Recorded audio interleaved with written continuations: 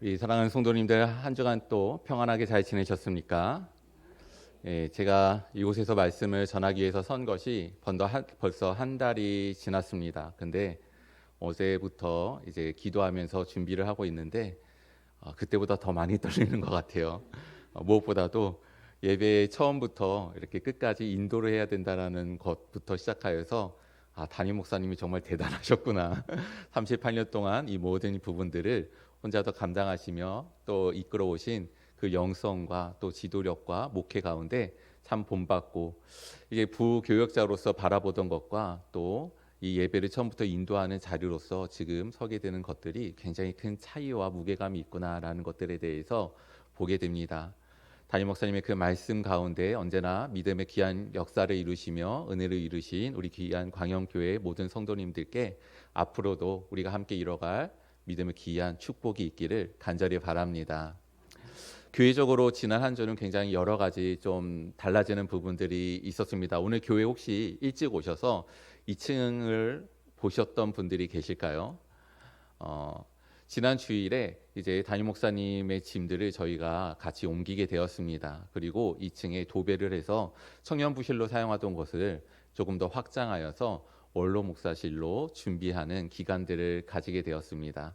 앞으로 또 올라가 보시고 담임 목사님의 여러 가지 감사의 부분들, 또 그곳에서 우리가 앉아서 담임 목사님께서 이루시는 목회의 사역들을 함께 기도하면서 후원하면서 이뤄가는 귀한 시간이 되기를 간절히 바랍니다.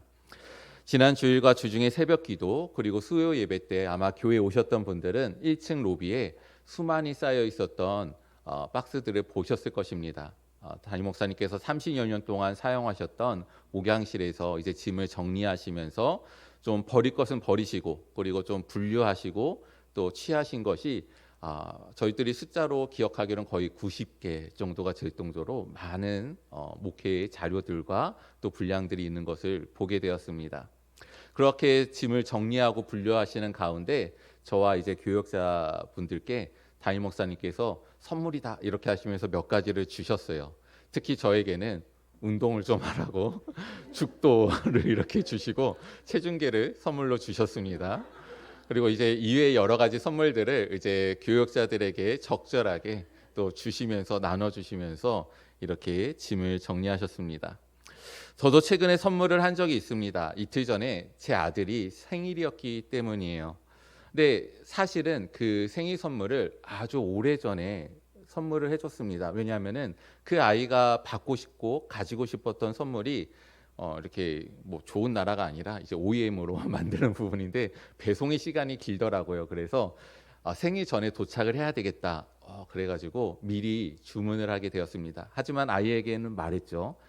이 선물은 우리가 배송의 시간이 길어서 먼저 주문을 한 것이지 이번에 너의 생일 선물이다라는 것을 이미 이야기를 했고 그 아이도 받아들였고 확인도 했습니다. 하지만 이제 그 선물이 너무나도 예상과는 다르게 일찍 도착을 했어요. 그래서 한 달 전에 주문을 했는데 생일 20일 전에 10일 만에 도착을 해버린 겁니다. 그래서 이미 오픈을 하고 갖고 놀고 이렇게 하면서 아주 즐거운 시간을 보내는 것을 보게 되었습니다. 선물을 할 때 중요한 것이 무엇일까 생각을 해봅니다. 어떤 것들이 중요할까요? 일단 종류가 중요하겠죠. 그리고 가격도 중요합니다. 그리고 브랜드도 중요하고 포장 상태도 매우 중요할 것입니다. 근데 그와 함께 중요한 것은 이번에 느낀 것은 타이밍이다라는 것을 느끼게 되었어요. 혹시 우리 자녀들에게 선물을 하시거나 아마 여기 계신 분들은 손주에게도 선물하실 기회가 있으실 텐데 적절한 때에 선물을 하시기를 바랍니다. 왜냐하면 이제 저희가 이제 지난 목요일에 좀 같이 가족이 외출할 일이 있었어요. 그날이 제 아이의 이제 바로 생일 전날이었죠. 분명히 생일 선물이다라고 이야기하고 다 줬었는데 결국에는 또 한아름 자신의 선물을 취하고 돌아오고 너무나도 기뻐하는 모습을 보게 되었습니다. 뭐 대단한 것을 준 것도 아닌데 하지만 그것을 마음에 가득히 품고 이제 돌아와서 하나하나 열어보면서 또 그것을 사용하고 즐기는 모습을 보니까 부모로서 또 기쁨이 있고 또 감사가 있고 행복한 것을 보게 됩니다.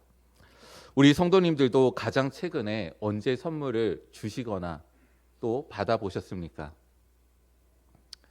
저는 한 가지는 압니다. 우리 광역교회 성도님들은 가장 최근에 한 가지 선물을 우리 모두가 받았습니다.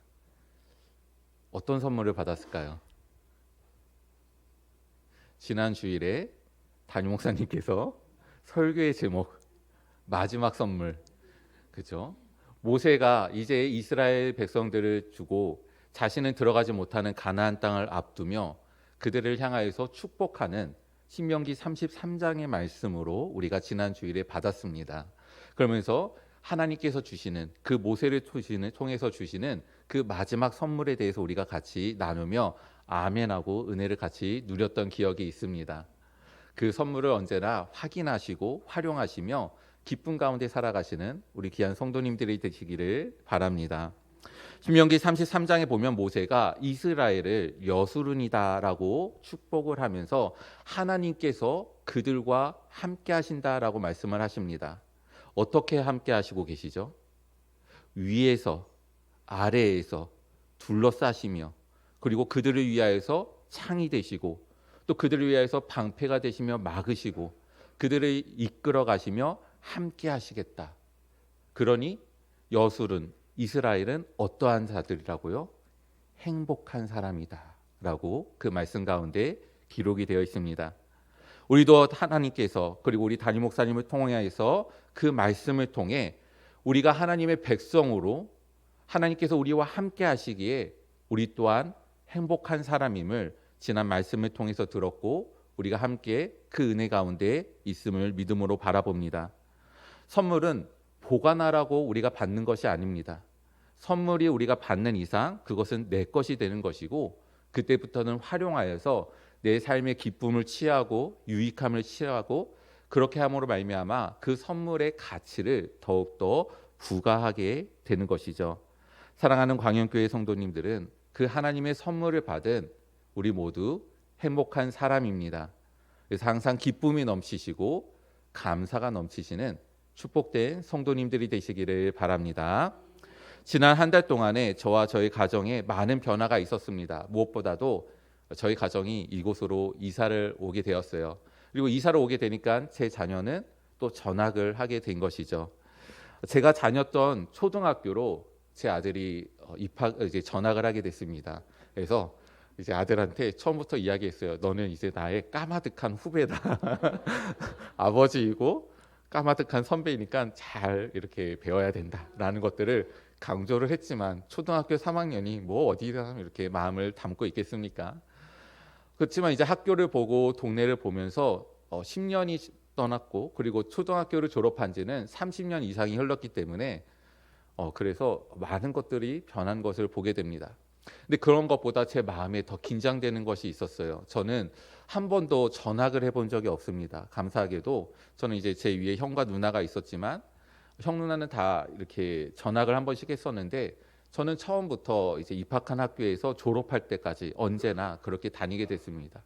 그래서 이 아이가 이제 전학을 해서 첫 등교를 하는데 이미 친구들 또래들끼리 이렇게 형성된 그룹에 애가 들어가서 어떻게 그곳에서 적응하고 살아갈까라는 것들에 대해서 많은 생각과 긴장을 오히려 제가 더 하게 되는 것 같았습니다.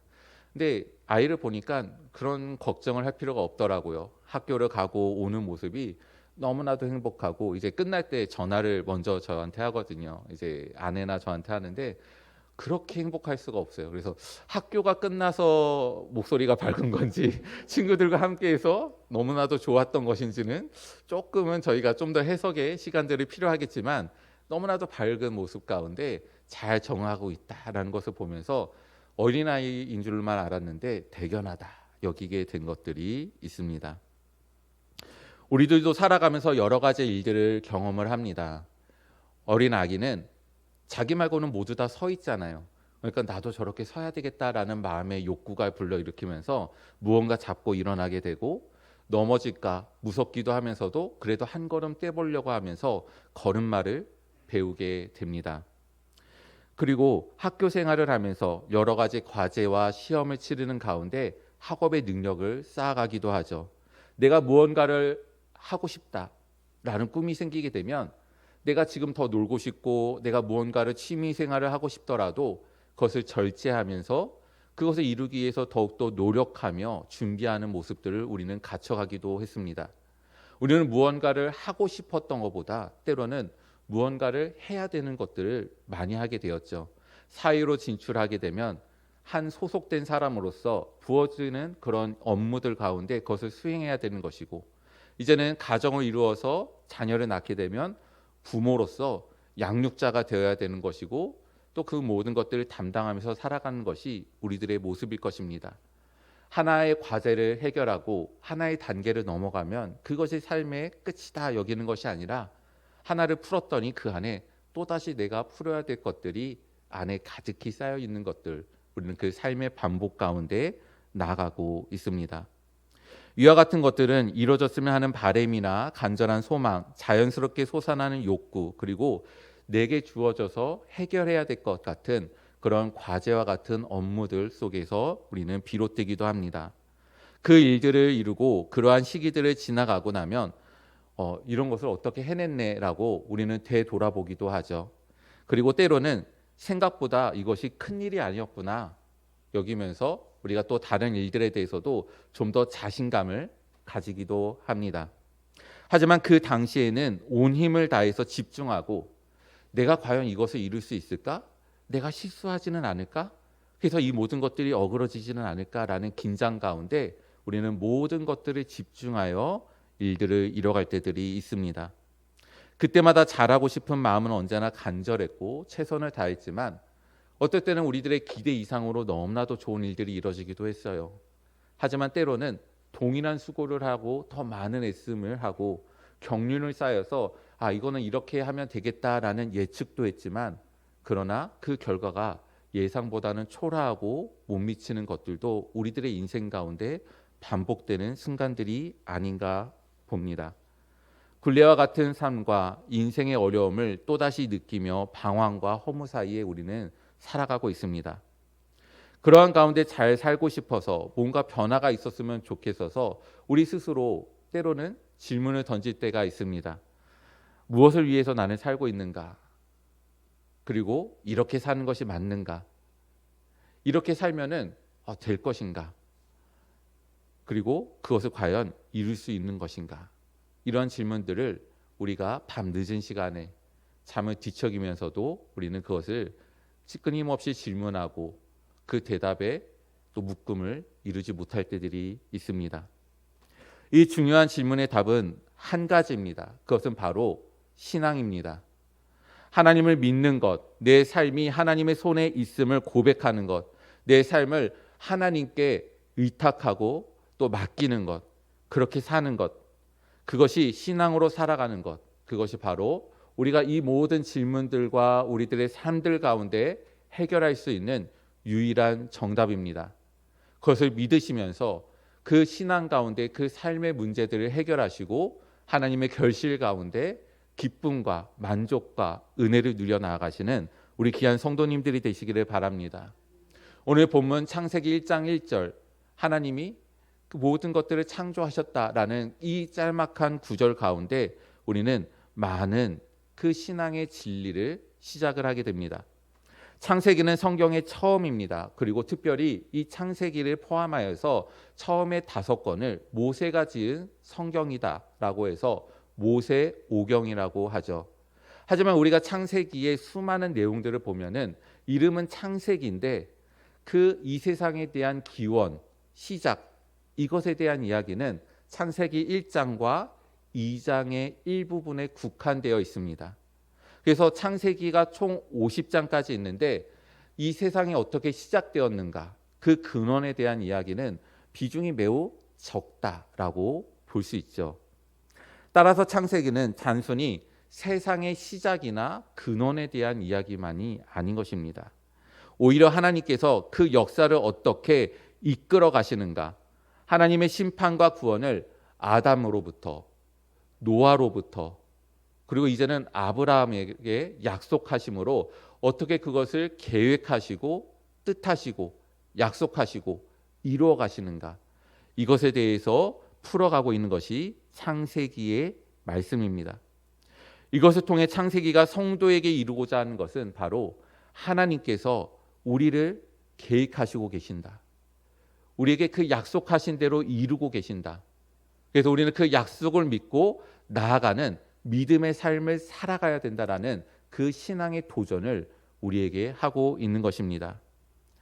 창세기, 더 나아가서 오늘 본문인 1장 1절은 출애굽을 하여서 시내산에 도착하는 여정 가운데 있을 때 모세가 이스라엘 백성들에게 설교한 내용입니다. 그들에게 오직 한 가지의 삶의 방향만이 주어지고 있었습니다.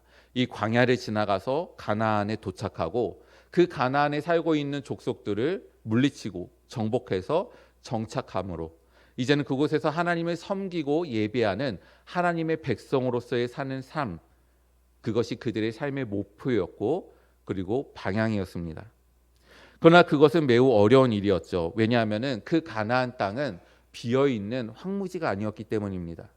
수많은 족속들이 살고 있었고 그 족속은 이스라엘보다 더 강성하고 수요도 많고 이미 그 지형과 지리를 잘 알고 있는 탁월함도 갖고 있었던 민족들이었기 때문이죠. 반면에 이스라엘은 얼마 전까지 애굽에서 노예 생활을 했습니다. 노예 생활을 하고 있는데 어느 국가가 자신이 통치하고 있는 백성들에게 자, 이거 한번 활용해봐. 잘 싸울 수 있을 거야. 너희가 이렇게 진영을 쌓아봐. 잘 방어하고 공격할 수 있을 거야. 군사훈련을 시키지 않죠. 왜냐하면 그것을 가르치면 어느 순간 반란을 일으켜서 그들이 독립할 수 있기 때문입니다. 그렇기 때문에 이스라엘이 애굽에서 지낸 동안 한 행동은 무엇입니까? 열심히 건축하고 가축을 치고 가정에서 종로를 타면서 살았던 것들이 그들의 삶의 전부였습니다.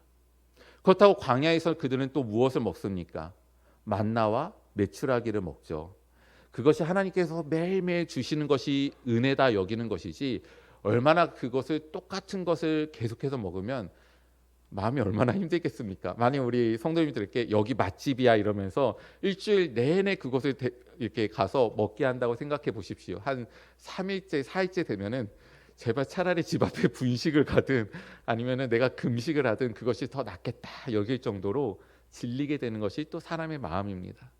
더더구나 이들은 맨날 무슨 투정을 하죠? 마실 물이 없잖아요. 그래서 하나님께 기도하고 간구하고 불평해서 그때마다 필요한 물을 취합니다. 그렇게 부족한 가운데 살아가고 황량한 가운데 살아가고 있었던 것이 바로 이스라엘의 모습이죠. 따라서 이스라엘은 가나안 족속들을 상대해서 그들을 물리치고 정복하고 차지할 능력이 있는 그러한 상황과 민족이 아니었습니다.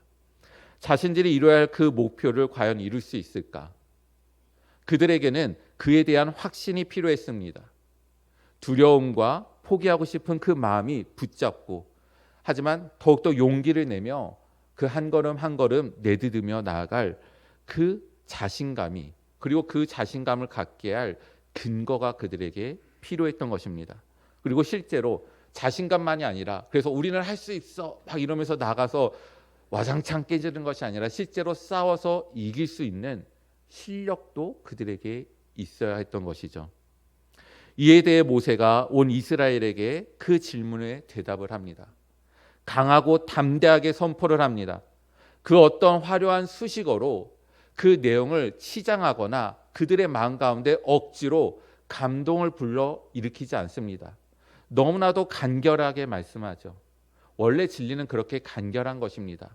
뭐 계산을 하고 그래서 도출을 해서 어떤 답을 이끌어내서 아 이것이 맞구나 증명되어야 진리가 되는 것이 아니라 오늘 모세가 선포한 것처럼 태초에 하나님이 천지를 창조하셨다. 그 간단한 한 문장으로 세상의 모든 진리와 그들이 믿고 나아가야 될 신앙의 진리를 모두 다 담아 그들에게 선포하고 있는 것입니다. 그 믿음이 답입니다. 삶이 어렵고 거대한 장벽과 같은 문제 앞에서 천지를 창조하신 하나님을 믿는 것만이 우리에게 유일한 해답입니다. 다른 전쟁의 어떠한 방법이나 아니면 더 좋은 무기나 그래서 승리의 비결이 따로 있는 것이 아닙니다. 오직 하나님 그리고 그 신앙만이 그 삶의 목표를 이룰 수 있습니다. 사랑하는 성도님, 내 삶은 과연 그 광야의 이스라엘과 얼마나 다르다고 여겨집니까? 내 삶은 감당할 만합니까? 무엇을 먼저 하고 무엇을 준비하면 되고, 그래서 지금의 나는 이 정도 준비하고 이 정도 예비했으면 충분하다, 충족된다, 나는 더 이상 불안한 것이 없다, 그렇게 평안하게 삶을 살아가고 계십니까? 내 안의 두려움과 망설임 그리고 한계 가운데 부딪히는 절망이 모두 해결이 되었습니까? 시간이 흘러가는 가운데 삶도 같이 보내고 있지는 않으십니까? 천지를 만드신 하나님을 믿음으로 붙잡으시길 바랍니다. 그것이 유일한 답입니다.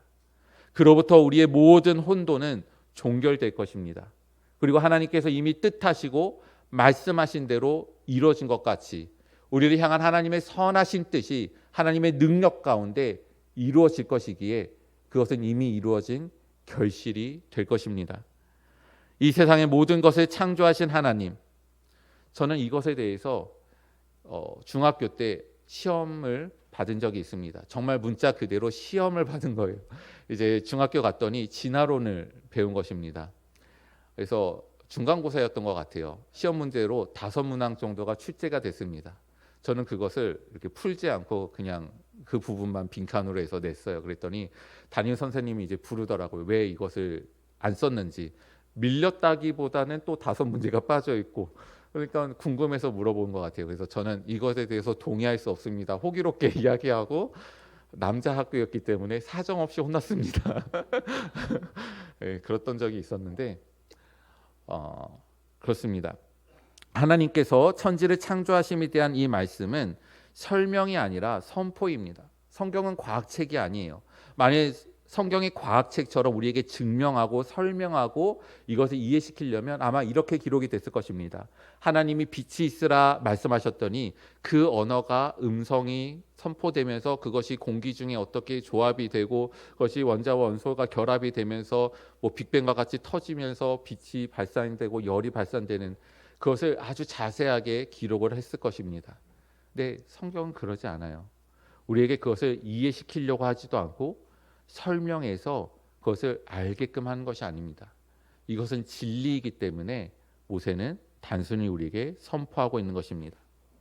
출애굽하여 가나안으로 가며 광야 가운데 있는 이스라엘에게는 스스로 던질 수 있는 질문들이 있었습니다. 왜 우리가 지금 광야에 있는가? 삶의 방향에 대한 질문인 것이죠. 우리가 왜 가나안으로 가야 되는가? 하나님의 약속에 대한 질문입니다. 우리가 가나안을 정복하고 정착할 수 있을 것인가? 확신에 대한 근거입니다.